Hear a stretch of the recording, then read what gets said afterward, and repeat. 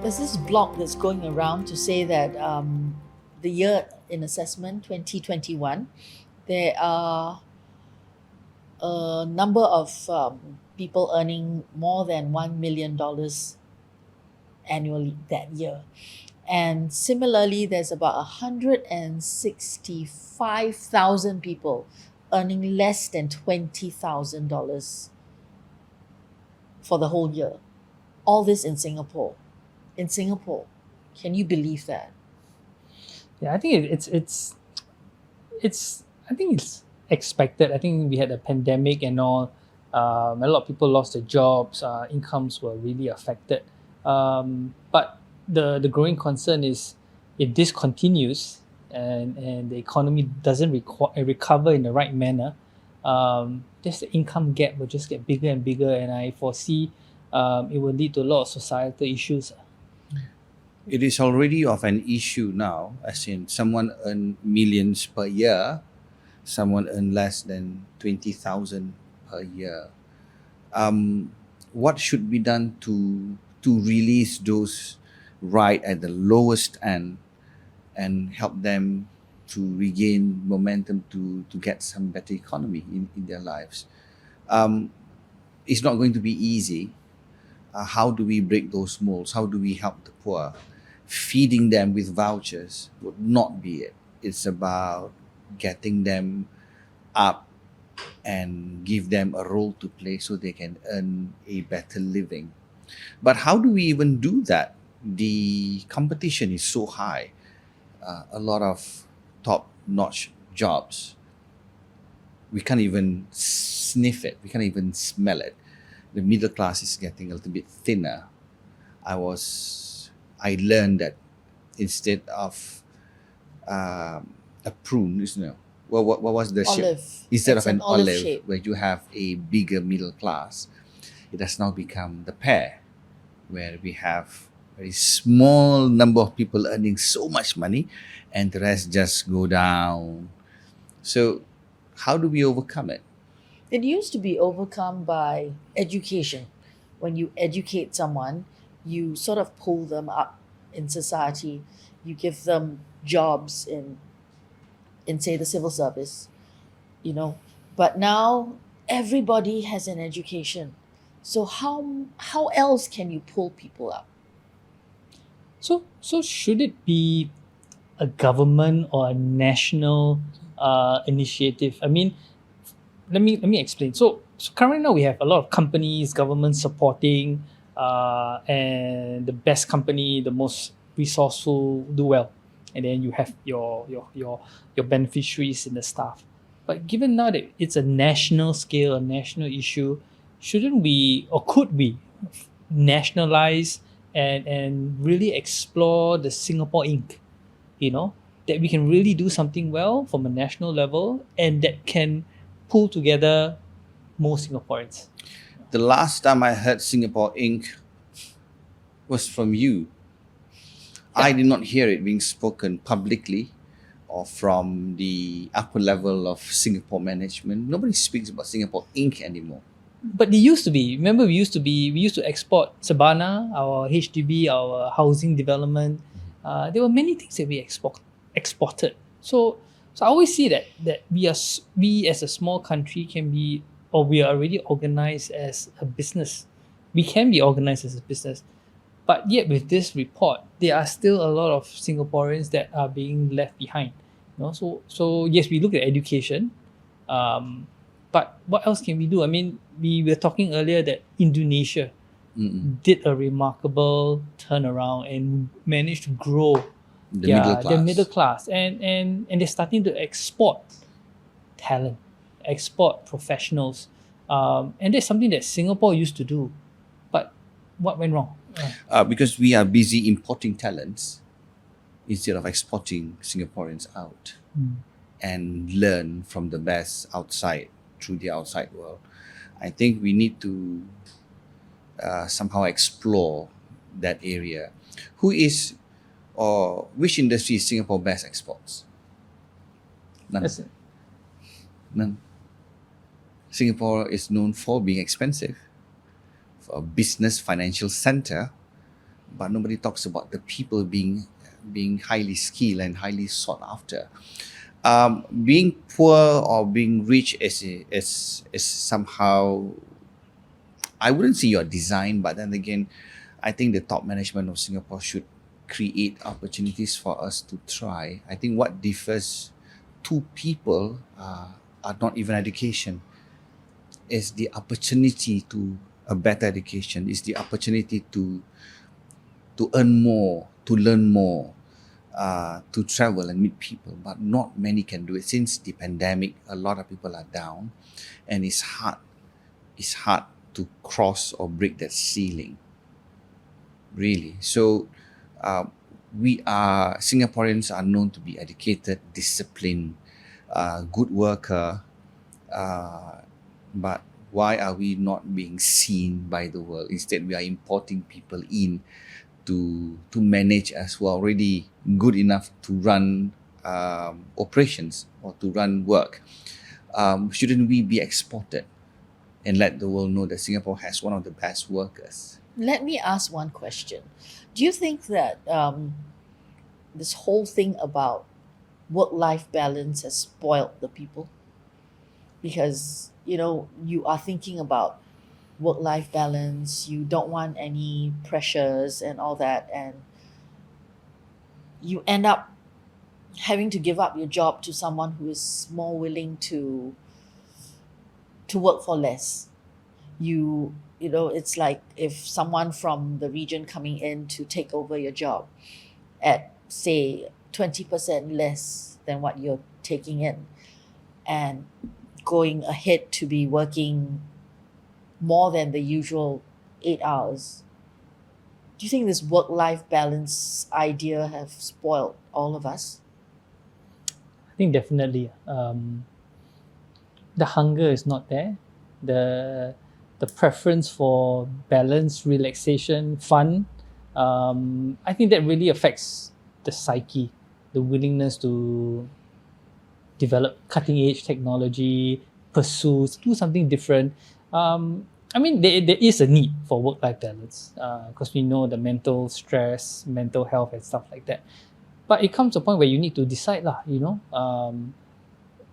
do you just want handout? Do you expect to be served, spoon fed, given the opportunity to climb the ladder without putting in the effort? It doesn't work that way, To get up there, you have to do the dirty work, learn the skill, move on, make the same mistakes, learn from the mistakes, and then move on. So if you don't go through that path, you will never have the required skill or experience to go up. So you need to suffer. You need to do the legwork and the hard work in order to move up. But if you don't do it, there's no way. You're right about the work-life balance. Everybody needs to stay sane. But let's say you are a technician or the PMATs, right? You're competing with another PMAT who comes from overseas, who come here alone. They have to settle their family issues back there, right? So he comes in alone. He know that his mission is to work hard, make a lot of money, save and go, right? So that drive is not there because we have always been here. So we become a little bit more complacent, right?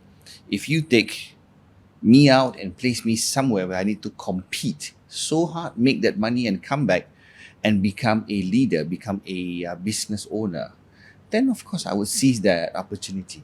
But we have not seen Singaporeans who explore out because a lot of things are coming in, right? So we should actually encourage Singaporeans to try overseas, learn, work, challenge yourself, make those money, then come in.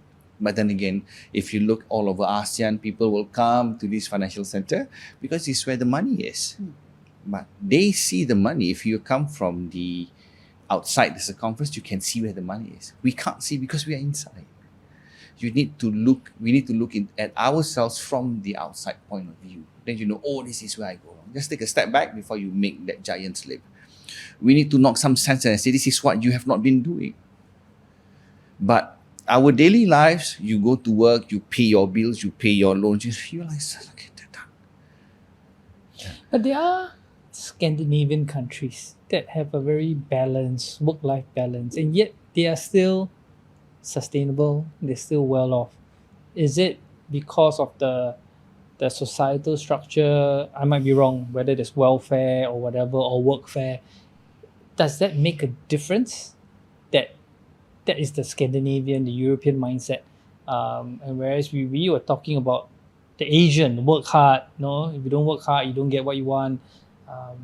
So there is two sides to it, but yet both sides are still doing well. Have So we what's not wrong with us? explored our capability enough? Do you know your capacity well enough that you are able to go out and compete openly? Or you're not confident? If you're not confident means you are not seasoned enough, means you are not trained enough. You need to go out there and say, I can do the same job. This is what I can do. I can do it in less than half the time, but I can do a job. But do we have that ability to challenge, that drive, the gung-ho-ness? The thought was previously, if we were a welfare country, then people would be lazy. You're working hard, but you see the guy in the street not paying taxes, getting handouts, and he's doing just as well. So you're like, screw it. I'm not going to work that hard, and I can just put my hand out for handouts, and I can just do as well. So that's why I guess powers that be then refused to make Singapore into a welfare country. And through education, yes, we were successful. But what do you think happened? I think maybe because We were so successful. we became complacent, the other countries are hungrier, moved faster, and they had a more flexible way of thinking. True, I mean, I will not deny it. Or if we have a good leader who would tell us, okay, you know what? I'm going to bring in someone who's going to be really good. You need to catch up and buck up and go against it and fight it and show your best. That's what we all should do. As a leader, you need to bring out the best from all of us that we can't see. But I see, but when you see someone coming in, suddenly become your leader, then you're like, I cannot make it lah, I couldn't make it. So you lose that self-esteem. How do we regain back the self-esteem that we are also as good? Like that. But at the same time, people coming in from outside, they would want to build their own team. Of course. You know, I would want to work with so- someone that will support me. Yes. So you come in, let's say you come in from country A. You would want to bring in people from country A whom you understand. Work style, work ethics. So you build your own team, and the people from that country that you are working in now lose their jobs because you don't know if they are going to be team players. So I guess that's what is happening here in Singapore. I would bring my own team so that I would be able to meet the company's objectives. Right? Exactly. If I have someone who is not supporting me or checking my blind spots, someone who is against me, how am I going to achieve that objective? At the end of the day, it's all about business, it's all about profits. If this is a financial center and we cannot make that money, nobody will see it, right? So it's a gray area, right? You need to bring your own team. You cannot create your own team with the locals. What if the locals don't like me? What if culturally it doesn't work, right? So I would bring my own team so that I know this team will support me through the 4 seasons, right? I think we already reached a stage where the world and Singapore, we are so cosmopolitan. We are so interconnected with the world. I think that's the mindset that we need to take. So even yes, our population, our measurement that there are a few millionaires and 20% they're not making.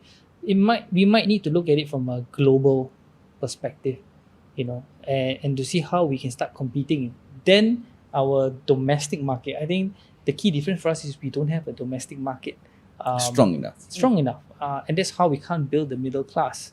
And I think that's where you have your Indonesia, you have your Malaysia, your hinterland, your Brunei, which is all nearby. And how can we better penetrate that market? I mean, yeah, the government is always saying our hinterland, 7 hours flying area, is our market.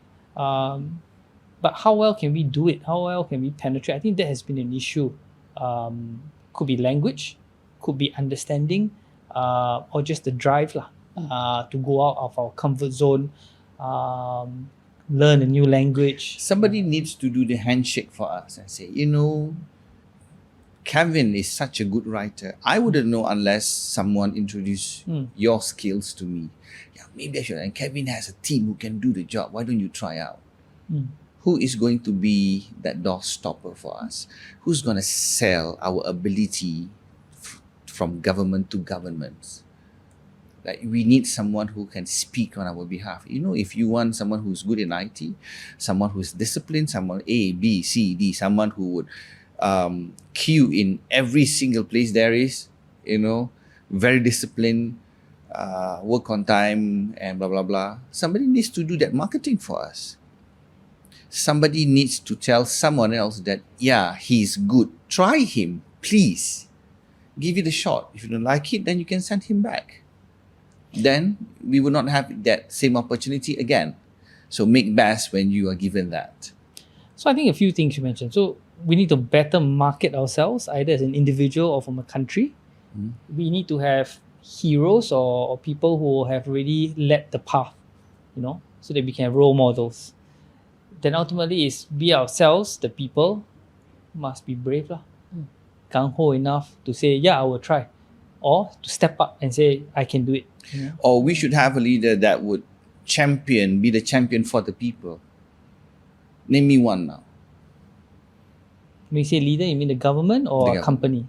Either or. Yeah, I mean, you have a few big companies. Okay lah, I don't know whether you can call them independent company, but your SIAs, your OSIMs, no, they have done pretty well.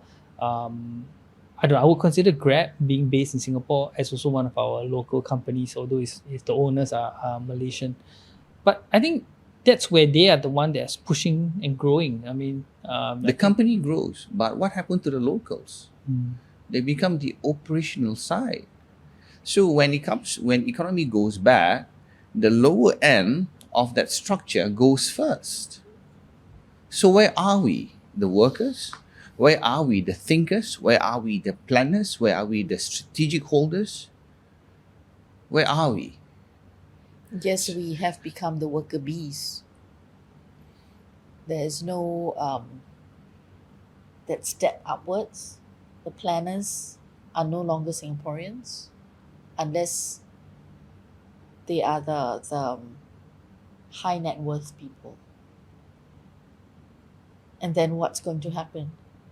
Like Adi says, if the economy crash, we die first. So it is thin ice. We all don't skate, but we need a people champion for us. If let's say if I were to be, for example, if I were to be a delivery driver for 3 years, where do I go after that? Can I be a planner? Can I climb up? Will there be skills for me to push me up, or I need to go and upgrade myself? But it's just human being, right? You need to knock some senses before you can go. I mean, we all become complacent from time to time. But if we don't have a strong force to push us up, nobody would want to go. Like, okay, cannot make it lah. Sian lah. Try also no point. So it seems that our forefathers did well, had the drive, had the foresight, were first movers in certain industries, had the leadership, and got us to where we are now. And then now we are in this transition phase from a generation, from a mindset, attitude. That is why we are seeing this divide slowly growing. So you see, you spoke about forefathers. Where do they come from? Overseas, right? When they enter Singapore, it's because there's opportunity, and they have this great survival skills. I cannot die. I must make it. Do we have that attitude, that survival skills, compared to our competitor of the same level, the PMETs, let's say, they have that great survival skills. I must make it. How many of us go like, I must do it, I must make it, go to the top? Or I want to go to the top and I put in the extra effort, I learn the extra skill. If I don't know accounting, I learn accounting. I don't know web design, I learn web design. That is the commitment, the drive, the determination to learn a new skill to complement whatever you have. So I think that's lacking. Yeah, Yes. true. But what will happen to you as a family man or a family girl, lady? What will happen? Something has give. got to give, Mm. right? So which one would you want to give? Because if you die today at the workplace, the boss will replace you tomorrow. Mm. But your family lose a dad, lose a husband. So that's something that we need to think about. Work-life balance is important, but at what expense? And you know, the Chinese, we have a saying that wealth does not last 3 generations.